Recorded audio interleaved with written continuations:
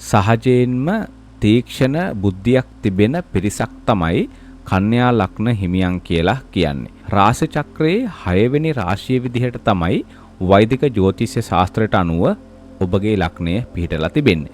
ඒ වගේම ඔබගේ ලග්නයේ ප්‍රධාන ග්‍රහයා බවට පත් වෙන්නේ එහෙම නැත්නම් අධිපති ග්‍රහයා බවට පත් වෙන්නේ බුධ ග්‍රහයා. මේ නිසා ඔබට බුද්ධිය, sannivedanaya, තර්ක ශක්තිය සහ ගණිතමය හැකියාව තිබෙන බව සඳහන් වෙනවා. ඒ වගේම සූක්ෂම බුද්ධිය සහ විචාරශීලී බව සඳහා මෙන්න මේ ග්‍රහ බලපෑම ඔබට ඍජුවම ලැබිලා තිබෙනවා. ඉතින් ඒ නිසා ඔබ සිද්ධ කරන ඕනෑම කටයුත්තක ප්‍රබලයෙක් වීමට ඒ වගේම ඉදිරියට යන්නට හැකියාව තිබෙන කෙනෙක් තමයි කන්‍යා ලග්න හිමියන් කියලා කියන්නේ. ඕනෑම දෙයක් ඉක්මනින්ම අල්ලගන්න පුළුවන් කෙනෙක්. භාෂාවක් වෙන්නට පුළුවන්, යම්කිසි කර්තව්‍යයක් වෙන්නට පුළුවන්, රැකියාවක් වෙන්නට පුළුවන්, ව්‍යාපාරයක් වෙන්නට පුළුවන්. මේ හැම දෙයකම ප්‍රවීණත්වයටම පත් වෙන්න පුළුවන් පිරිසක් තමයි කන්‍යා ලග්න හිමියන් කියලා කියන්නේ. 2026 වර්ෂයේදී අප්‍රේල් අග සහ මැයි මාසය තුලදී ඔබ කෙසේ ක්‍රියා කළ යුතුද යන්න මේ වීඩියෝ තුල සඳහන් වෙනවා. ඒ වගේම ඔබට බලපානට තිබෙන අපල තත්වයන් දුරු කරගෙන ජීවිතේ සාර්ථකමත් කරගන්නේ කොහොමද කියන එක පිළිබඳව මේ වීඩියෝ එක තුල මම කතා කරනවා. ඉතින් ඔබට පුළුවන් channel එක subscribe කරලා නැත්නම් අනිවාර්යයෙන්ම subscribe කරලා තියාගන්න කියලා මතක් කරනවා. අපි බලමු කන්‍යා ලග්න හිමියන්ට මේ කාල සීමාවේ මොන වගේ ස්වභාවයක්ද ඇති වෙන්නට යන්නේ, ඇති වෙලා තිබෙන්නේ කියලා. විචාරශීලී බව සහ සූක්ෂමතාවය නිසා ඕනෑම දෙයක් පිළිබඳව ඊ타ත්ම ගැඹුරින් ඊ타ත්ම කුඩා අඩුපාඩුවක්වත් තිබෙන්නේ නැති වෙන්නට ඔබ හොයලා බලන කෙනෙක්. ඉතින් ඒ නිසා ඔබ පරිපූර්ණත්වයට කැමති කෙනෙක් විදිහට තමයි සඳහන් වෙන්නේ. ඔබ ඊ타ත්ම පිළිවෙලට කටයුතු කරන කෙනෙක්. ඒ වගේම බුධ අධිපති නිසා කන්‍යා ලග්න හිමියන් ඊ타ත්ම දක්ෂ විදිහට තමයි අදහස් ප්‍රකාශ කරන්නේ. ඉතින් ඒ හරහා අන් අයගේ අදහස් තර්කානුකූලව විග්‍රහ කිරීමට මේ අයට හැකියාව පවතිනවා. පිටතින් බලන ඕනෑම කෙනෙකුට තරමක් නිහඬ හෝ ලැජ්ජාශීලී ගතියක් පෙන්වුවත් ඔවුන්ගේ මනස නිරන්තරයෙන්ම ක්‍රියාශීලී භාවයෙන් පවතින පිරිසක්. ඒ නිසා සෞඛ්‍ය පිළිබඳව ඒ තරම් ගැටලුවක් නැහැ ඔබට.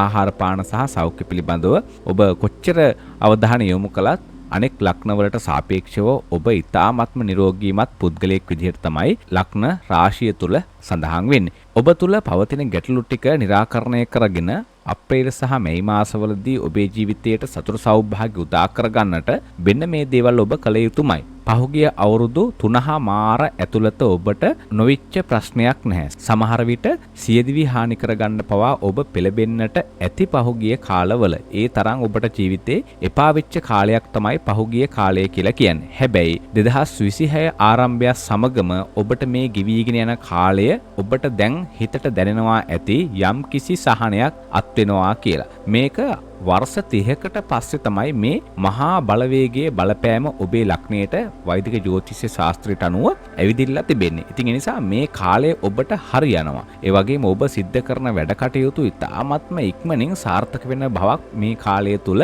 පෙන්눔 කරනවා. ඉතින් ඒ නිසා ඔබේ ව්‍යාපාර කටයුතු තිබෙනවා නම් රැකියාවන් නව රැකියාවන් වලට යන්න බලාපොරොත්තු වෙනවා නම් මේ කාල සීමාව ඉතාමත්ම යෝග්‍ය කාල සීමාවක් හැටියට තමයි සඳහන් කරන්නට හැකියාව පවතින්නේ. 2026 වර්ෂයේ අප්‍රේල් මාසයේ සහ මැයි මාස දෙක කියලා කියන්නේත් කන්‍යා ලග්න හිමියන්ට වෘත්තීය වශයෙන් ඒ වගේම පෞද්ගලික සංවර්ධනය අතින් සුවිශාල පිම්මක් පනින්නට පුළුවන් වෙන කාලයක්. සුවිශේෂී කාල පරිච්ඡේදයක් හැටියට තමයි සඳහන් කරන්නට හැකියාව පවතින්නේ. අප්‍රේල් මාසයේ පුරාම ඔබේ වෘත්තීය කුසලතා වර්ධනය කර ගැනීමට සහ නව ව්‍යාපෘති ආරම්භ කිරීමට ඉතාමත්ම සුබ ඵලගෙන දෙන කාලයක් විදිහට සඳහන් කරන්න පුළුවන්. තොරතුරු තාක්ෂණය, sannivedanaya හෝ ලිඛිත අංශවල නියැලෙන අයට කන්‍යා ලග්න හිමියන්ට සුවිශේෂී වාසි අත්වෙන බව සඳහන් කරන්නට පුළුවන්. රැකියා ස්ථානයේ ඉහළ නිලධාරීන්ගේ ඇගයීමට ලක්වන පුද්ගලයෙක් බවට පත් වෙනවා. පහුගිය කාලේ ඔබ කොච්චර වැඩ කටයුතු සිද්ධ කළත් ඒ අය වෙනුවෙන් රැකියාව සිද්ධ කරන ස්ථානයේ වෙනුවෙන් ඔබව ඇගයීමට ලක් කරන්නට නැතුව ඇති. හැබැයි ඔබට මේ වර්ෂයේදී පෙනෙනවා ඇති ඔබව අනෙක් අයට වැඩිය ඉහළින් පිළිගැනීමේ ස්වභාවයක් මේ කාලය තුල පවතිනවා. ඉතින් ඒ නිසා අධික කෝපය පාලනය කරගෙන මේ කටයුතු ඔබ දරාගෙන හිටියොත් එහෙම මේ ක්‍රියාවල නිරැළුණොත් එහෙම ඔබට ඔබේ ජීවිතයේ ඉදිරියටම යන්නට පුළුවන් කියන එක තමයි මට සඳහන් කරන්නට තිබෙන්නේ. ඒ නිසා ඔබේ හදිසි කෝපය පාලනය පාලනය කරගන්න. කන්‍යා ලග්න හිමියන් කියලා කියන්නේ හිතේ එකක් තියාගෙන තව එකක් කියන කෙනෙක් නෙවෙයි. කෙලින්ම මූණට කියන කෙනෙක්. ඒ වගේම තමයි ඕනෑම කෙනෙක්ගේ අඩුපාඩුවක් තිබෙනවා නම් ඒක පෙන්වා දෙන්නට ආයේ දෙපාරක් හිතන්නේ නැහැ. ඒ කෙනා තරහ වෙනවද මොනවද හිතන්නේ? ඒ කිසිම දෙයක් අදාළ වෙන්නේ නැහැ. ඔබ එකපාරටම ඒ වචනය කියනවා. ඉතින් ඒ නිසා සමහරුන්ගේ හිත රිදෙනවා. හැබැයි ඔබව තේරුම් ගත්ත යම්කිසි කුඩා පිරිසක් ඉන්නවාද ඒ අය ඔබ සමගම රැඳෙන බව සඳහන් කරන්නට පුළුවන්. ඉතින් බොරු අය රැඳෙනවට වැඩිය ඔයා ගැන දන්න අය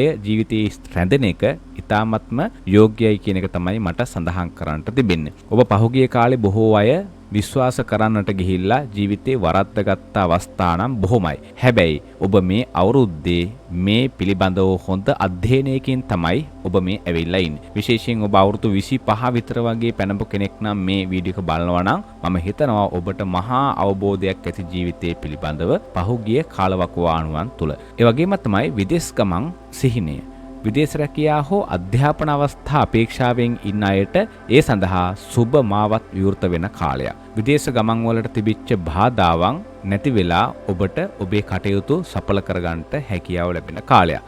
ආදායම් මාර්ග පිළිබඳව කතා කළොත් එහෙම මූල්‍යමය වශයෙන් ස්ථාවරත්වයක් අපේක්ෂා කරන්නට පුළුවන් කාලයක්. මේ මාසයේ වන විට කලක් තිස්සේ බලාපොරොත්තුවෙන් සිටි මුදලක් ලැබීමට හෝ හිග මුදල් පියවීමට අවස්ථාව ලැබෙන කාලයක් බවට සඳහන් වෙනවා. ඉතින් ඒ නිසා ඔබ මුදල් වියදම් පාලනය කර ගැනීම ඉතාමත්ම යෝග්‍යයි. මොකද ආදායම් වැඩි වුණත් අනවශ්‍ය ආයෝජන හෝ ණයට මුදල් දීමෙන් වැළකී සිටීම නුවණට ඉතාමත්ම හොරුයි. විශේෂයෙන්ම දේපල සම්බන්ධ කටයුතුද ලේඛන හොඳින් පරීක්ෂා කරලා කටයුතු කරන්න කියලා මතක් කරනවා. ඒ වගේම ඔබට යම්කිසි කෙනෙක් කියනවා නම් යම්කිසි ලේඛනයකට අත්සන් කරන්නට කියලා මේ පිළිබඳව ඔබ සෑහෙන වතාවක් සිතලා බලලා කටයුතු සිද්ධ කරන්නට කියලා මතක් කරනවා. මොකද ඒ වගේ ඔබම තමයි අන්තිමේදී අමාරුවේ වැටෙන්නේ. සහකරුවෝ හෝ සහකාරයේ සමග පැවතිච්ච මතභේද දුරු වෙලා වඩා සමීප සම්බන්ධතාවයක් ගොඩනගෙන කාලයක්. එකිනෙකා තේරුම් අරගෙන ජීවිතේ කටයුතු කරන්නට ඔන්න ඔබ උත්සාහ ගන්න කාලයකට තමයි ඇවිදිලා ඉන්නේ.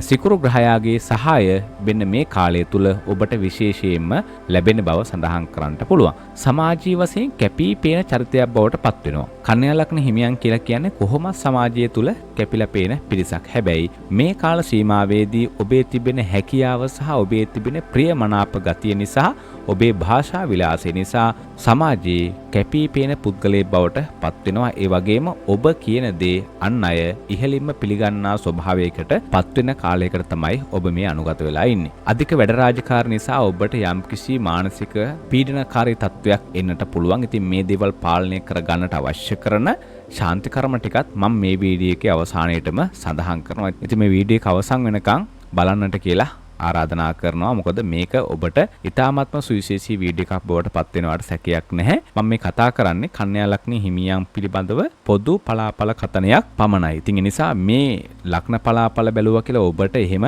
මහා ධනස්කන්ධ පහළ වෙන්නේ නැහැ. මහා නිධාන පහළ වෙන්නේ නැහැ. සුයි පැදෙන්නේ නැහැ. කොටින්ම කිව්වොත් එහෙම මේ ජ්‍යොතිෂ ශාස්ත්‍රයෙන් කරන්නේ ඔබට මේ කාල සීමාවේ මොන වගේද කියන එක පිළිබඳව හොයලා බලන්න පුළුවන්. සාමාන්‍යයෙන් 80%ක් විතර වගේ ඔබ ගැන ඔබට මේ කාලයේදී තිබෙන අපල උපද්‍රවයන් මොනවද, එන්නට තිබෙන බාධා මොනවද, මේ වගේ දේවල් බලන්න පුළුවන්. ඉතින් ඒ නිසා මේවා අතීතයේ ඉඳලා එන ශාස්ත්‍රයක්. ඉතින් ඒ නිසා මේ දේෙන් ඔබගේ ජීවිතේ අයහපත් දෙයක් සිද්ධ වෙන්නට යනවා නම් අන්න ඒක ටිකක් වළක්වාගෙන ඒකට අවශ්‍ය කරන පිළියම් ටික යොදලා ඒ නරක తත්වයේ ඔබේ ජීවිතයෙන් අයින් කරලා දාන්නට හැකියාව පවතිනවා. ඉක්මන් කේන්තිය හෝ කලබලකාරී තීරණ නිසා ඔබේ සාර්ථකත්වය යටපත් වෙන්නට පුළුවන්. ඔන්න මේ කාලේ ඔබ මුලින් සඳහන් කළේ මම ඒකයි ජනවාරි ඉඳලා 2026 ජනවාරි ඉඳලා මේ තරම් කාල සීමාවක් ඔබ ඉතාමත්ම යහපත් කටයුතු ටික කරන් ආවනේ. ඔබ පහුගිය කාලේ අර තිබිච්ච මානසික තත්වයන් නැවත ඔලුවට ගන්නට එපා. ඒ කියන්නේ අර පැන උදව් කරන්නට යන එක. ඊළඟට ඔබ ගැන හිතන්නේ නැති අයටත් උදව් කරන්න යන එක. ඊළඟට ඔබ වගේමයි කියලා අනිත් අයත් ඔයා වගේමයි කියලා හිතලා ඔබ කටයුතු කරන්නට යන එක. මේ දේවල් ඔබ සෑහෙන්න පහුගිය කාලේ ඉගෙන ගත්ත කෙනෙක්. ඒ නිසා නැවත ඒ වගේ දේවල් මතුවෙන්න පුළුවන් කාලයක් තමයි මේ මාසයේ කියලා කියන්නේ. ඉතින් ඒ නිසා ඔබ මේ දේවල් ඉතාමත්ම තදින් ඔලුවට අරගෙන කටයුතු කරන්න ඕන. විකුණපු ගුණා අහපව් ගන්න උත්සාහ කරන්න එපා. ඉතින් ඒ නිසා අන්නේ කාරණා මම සඳහන් කරන්නේ ඔබට. මම හිතනවා ඔබට මේ කියන දේ ඉතාමත්ම හොඳින් වැටහෙනවා ඇති. නැවතත් අර පරණ පුරුදු ගුණාව ආවේශ කරගන්න එපා ඔබේ ජීවිතේට. මේ සාර්ථක වෙන සාර්ථක විල්ල ඔබට ඉස්සරහටම යන්න පුළුවන්. ඔබ මේ දේවල් හිතට ගත්තොත් එහෙම. සුබ වර්ණයේ හැටියට සඳහන් කරන්න පුළුවන් කොළ පැහැති වර්ණය. ඉතින් ඒ නිසා ඔබ විශේෂ කටයුත්තක් සඳහා පිටත් වෙලා යනවා නම් විශේෂයෙන් ව්‍යාපාර කටයුත්තක් ඊළඟට ඔබට වාසි සහගත අවස්ථාවකට රැකියාවකට පිටත් වෙලා යනවා නම් ඒ වගේම විශේෂ අවස්ථාවකට යනවා නම් ඔබට පුළුවන් කොළ පැහැයට හුරු වස්ත්‍ර භාවිතා කරන්නට. ඔබට පුළුවන් මෙන්න මේ ශාන්ති කර්ම ටික සිද්ධ කරලා ඔබේ ජීවිතයට සුබ සිද්ධිය අත්පත් කරගන්නට. මේ දේවල් සමහර විට ඔබ විදේශගත වෙලා ඉන්නවා නම් කරන්නට බැරි වෙන්න පුළුවන්. හැබැයි ලංකාවේ ඉන්න අය හරහා ඔබට මේ දේවල් කරවන්නට පුළුවන්. මොකද අද කාලේ තාක්ෂණය දියුණු නිසා වීඩියෝ කෝල් එකක් හරි මාර්ගයෙන් ඔබට ඒ කටයුතු සිද්ධ කරව ගන්නට පුළුවන්කම පවතින. ඔබට පුළුවන් මුදලින් දායක වන්නට.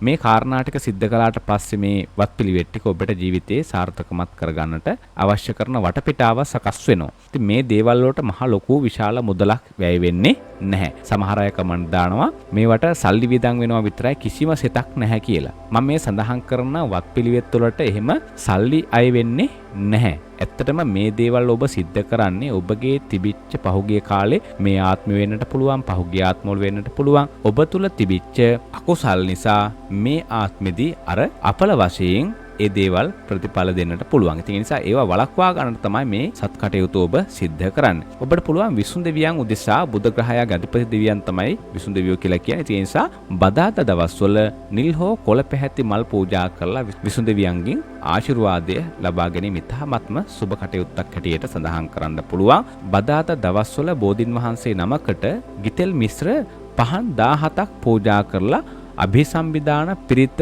ඔබට පුළුවන් නම් සජ්ජායනා කරන්න. එහෙමත් නැත්නම් ශ්‍රවණය කරන්නට. ඊ타ත්ම සුබදායක කටයුත්තක් හැටියට සඳහන් කරන්න පුළුවන්. මේක හේතු වෙන්නේ ඔබගේ රැකියා කටයුතු සහ ව්‍යාපාර කටයුතු ඊ타ත්ම සාර්ථකමත් කරගන්නට. මොකද ඒ හරහා මානසික සහනය ඔබට අත්පත් වෙන නිසා. ඒ වගේම කුඩා දරුවන්ට පොත්පත් හෝ අධ්‍යාපන උපකරණ දන් දීම බුද්ධ අපල සඳහා ප්‍රබල ශාන්ති කර්මයක් හැටියට තමයි මේ ශාන්ති කර්මය හැඳින්වෙන්නේ. ඉතින් ඒ නිසා මේ කටයුතු ටික ඔබට සුළුවෙන් හරි සිද්ධ කරන්න පුළුවන් නම් මාසයකට දෙවතාවක්වත් ඔබට මේ බෝධි පූජා කටයුතු සිද්ධ කරන්නට පුළුවන් නම් ඔබේ සියලු කටයුතු, එදිනෙදා කටයුතු, ව්‍යාපාර කටයුතු, රැකියා කටයුතු, අධ්‍යාපන කටයුතු, විදේශ ගමන් මේ හැම දෙයක්ම සාර්ථකමත් භාවයට පත් කර ගැනීමේ හැකියාව තිබෙන බව සඳහන් කරන්න පුළුවන්. ඉතින් මම හිතනවා ඔබට අවශ්‍ය කරන සියලුම කාරණා ටික මේ කාලය තුල සඳහන් කළා කියලා. ඉතින් ඔබට පුළුවන් channel එක subscribe කරලා නැත්නම් අනිවාර්යයෙන්ම subscribe කරලා තියාගන්න කියලා මතක් කරනවා. ඔබට